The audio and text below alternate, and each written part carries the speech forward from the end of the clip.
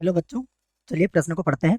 सिद्ध कीजिए कि तीन वृत्तों, यहाँ पर हमें तीन वृत्त दिए गए हैं। ये वाला पहला वृत्त, दूसरा वृत्त, तीसरा वृत्त के केंद्र संरेख है। ये हमें सिद्ध करना है।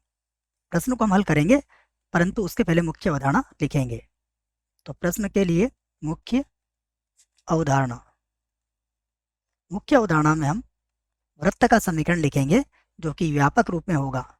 वृत्त का समीकरण, जिसका व्यापक रूप हम यहाँ पर लिखने वाले हैं। तो वृत्त का समीकरण होता है एक्स का वर्ग प्लस वाई का वर्ग plus 2g(x) plus 2f(y) plus c बराबर 0। ये वृत्त का समीकरण होता है। इसका केंद्र हमें याद रखना है।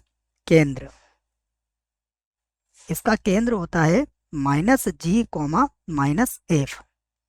और इसकी जो त्रिज्या होती है, जिसको हम r से व्यक्त करते हैं, इसकी त्रिज्या होती है g का वर्ग प्लस f का वर्ग माइनस c। अब यहां से हम हमारे प्रश्न को हल करने वाले हैं। तो प्रश्न का हल, इसमें हम पहला वृत्त लिखेंगे। यहाँ लिखते हैं हम पहला वृत्त। पहला वृत्त हमें दिया है एक्स का वर्ग प्लस वाई का वर्ग माइनस का 4x माइनस का 6y माइनस के 14 बराबर 0। और हम इसका केंद्र लिखेंगे। अब इसका केंद्र, पहले वृत्त को केंद्र को हम P से व्यक्त करेंगे। तो देखिए, जब हम देखेंगे इसको, तो ये 2g, यहाँ पर है माइनस का 4 है, तो g का मान कितना हो जाएगा? माइनस का 2, परंतु केंद्र क्या होता है? -g, तो ये हो जाएगा 2। और इसी प्रकार ये हो जाएगा 3। तो केंद्र कितना हुआ पहले वृत्त का? 2,3। अब हम दूसरा वृत्त लिख लेते हैं। तो यहां से लिख लेते हैं हम दूसरा वृत्त। दूसरा वृत्त, दूसरा वृत्त है एक्स का वर्ग प्लस वाई का वर्ग, एक्स का वर्ग प्लस वाई का वर्ग plus 2x plus 4y plus का 2x प्लस का 4y माइनस 5 बराबर 0।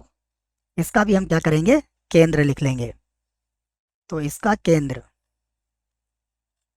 इसका केंद्र होगा -1 -2। इसी प्रकार जैसे हमने पहले वृत्त का लिखा था। देखिए, यहाँ g का मान क्या मिलेगा हमें? 1, तो ये -1 हो जाएगा। यहाँ f का मान कितना मिलेगा? 2, तो ये -2 हो जाएगा।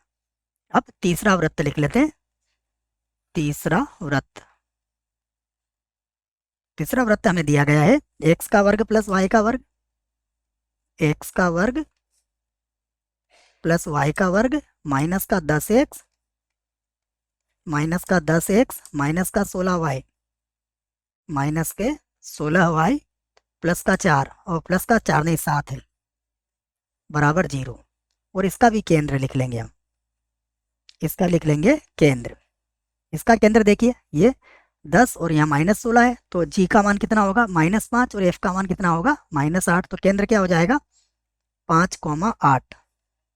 ठीक है, तो इसे q नाम दे देते हैं और इसे r नाम दे देते हैं। अब यदि ये संरेख है, तो इनका जो क्षेत्रफल होगा वो क्या होगा? 0 होगा। तो हम क्या करते हैं? त्रिभुज PQR का क्षेत्रफल ज्ञात कर लेते हैं।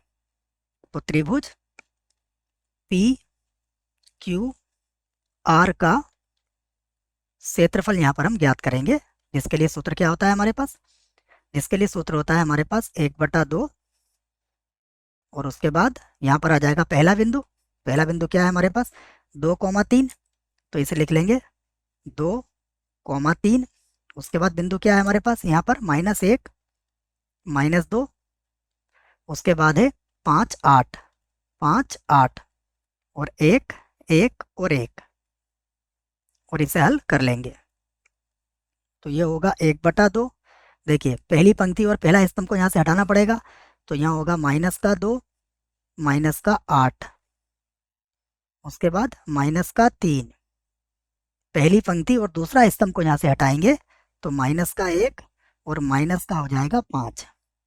उसके बाद +1, यहाँ से होगा -8 और माइनस माइनस हो जाएगा +10। और इसको हम इस प्रकार से बंद कर लेंगे।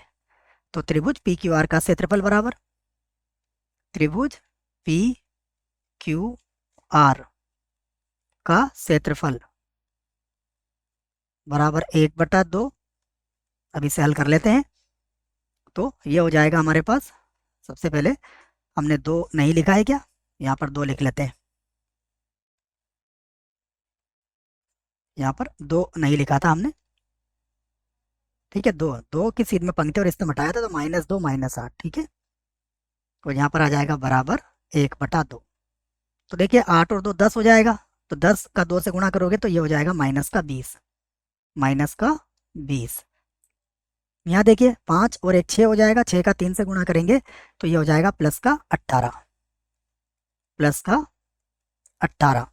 यहाँ पर देखेंगे 10 में से 8 गया तो 2, इसको हल करेंगे तो कितना आ जाएगा 0, तो ये 0 आ गया। और त्रिभुज पी क्यू आर का क्षेत्रफल अगर 0 है तो हम कहेंगे अतः अतः पी क्यू तथा आर क्या है, संरेख है,